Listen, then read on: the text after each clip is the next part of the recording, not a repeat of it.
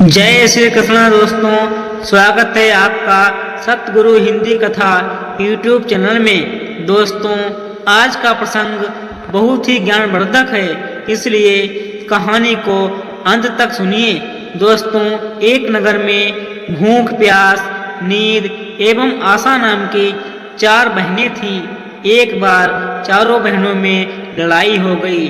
भूख कहती कि मैं सबसे बड़ी हूँ, प्यास कहती मैं बड़ी हूँ, नींद कहती मैं बड़ी हूँ और आशा कहती कि मैं बड़ी हूँ। चारों इस विवाद को लेकर राजा के पास पहुँची। एक ने कहा मैं बड़ी हूँ, दूसरी ने कहा मैं बड़ी हूँ और तीसरी ने कहा मैं बड़ी हूँ।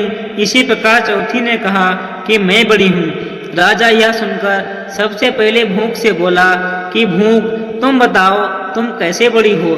भूख ने कहा मैं इसलिए बड़ी हूँ क्योंकि मेरे ही कारण घर में चूल्हे जलते हैं, अच्छे अच्छे पकवान बनते हैं और जब थाली सजाकर दी जाती है तब मैं खाती हूँ, इसलिए मैं सबसे बड़ी हूँ। यह सुनकर राजा ने अपने सैनिकों को आदेश दिया कि जाओ और राज्य के प्रत्येक कोने कोने तक यह घोषणा कर दो कि आज से किसी के घर में भोजन नहीं बनेगा।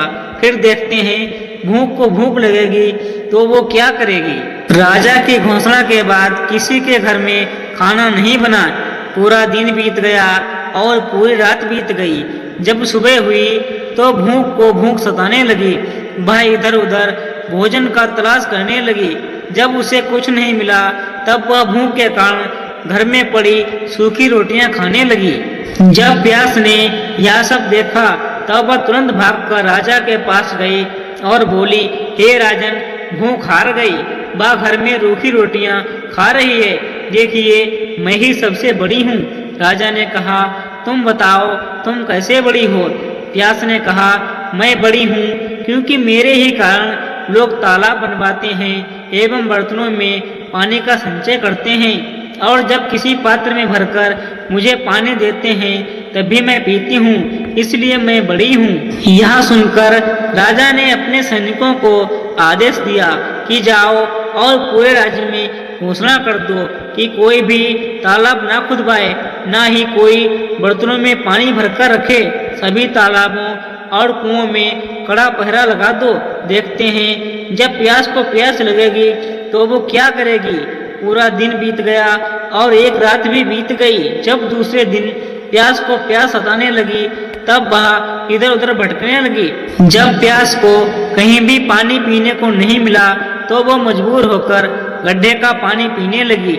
नींद यह सब देख रही थी। उसने तुरंत राजा के पास जाकर कहा, हे राजन, प्यास हार गई, वह गड्ढे का पानी पी रही है, इसलिए मैं सबसे बड़ी हूँ। राजा ने कहा तुम कैसे बड़ी हो। तो नींद ने कहा मैं इसलिए बड़ी हूँ क्योंकि मेरे ही कारण लोग पलंग बनवाते हैं, बिस्तर लगाते हैं। जब मुझे बिस्तर लगाकर देते हैं तब मैं सोती हूँ, नहीं तो मैं नहीं सोती हूँ। राजा ने अपने सैनिकों को आदेश दिया कि पूरे राज्य में घोषणा कर दो कि कोई भी पलंग ना बिछाए, उसमें बिस्तर ना लगवाए। नींद को जब नींद आएगी तो देखते हैं वह क्या करेगी। पूरा दिन बीत गया, आधी रात बीत गई। जब नींद को नींद आने लगी तो वो इधर उधर बिस्तर खोजने लगी। जब बिस्तर नहीं मिला तो मजबूर होकर वह ऊबड़ खाबड़ जगह पर सो गई। आशा यह सब देख रही थी। उसने तुरंत राजा के पास जाकर कहा कि हे राजन, नींद हार गई, वह ऊबड़ खाबड़ जगह पर बिना बिस्तर के ही सो गई, इसलिए मैं सबसे बड़ी हूँ। राजा ने कहा तुम कैसे बड़ी हो। आशा ने कहा मैं इसलिए बड़ी हूँ क्योंकि लोग मेरे ही कारण काम करते हैं, नौकरी धंधा करते हैं, मजदूरी करते हैं, परेशानियाँ उठाते हैं, लेकिन आशा के दीप को बुझने नहीं देते। राजा यह सब सुनकर अपने सैनिकों को आदेश देता है कि पूरे राज्य में घोषणा कर दो कि कोई भी नौकरी ना करे, ना ही कोई मेहनत मजदूरी करे, कोई भी काम धंधा ना करे, कोई भी आशा के दीप को ना जलाए। आशा को जब आशा जगेगी तो देखते हैं वह क्या करेगी। पूरा दिन बीत गया, आधी रात भी बीत गई।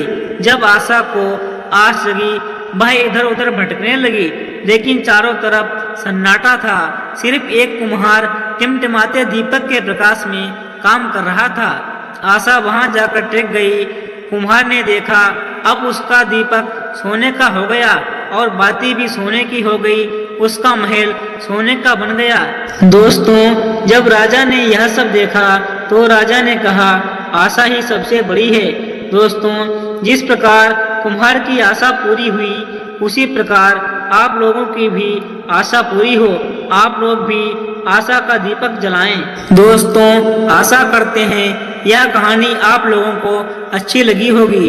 अगर यह कहानी आपको अच्छी लगी है तो वीडियो को एक लाइक करके हमारे चैनल को सब्सक्राइब कर दें और कमेंट बॉक्स में लिखें राधे राधे। नमस्कार दोस्तों।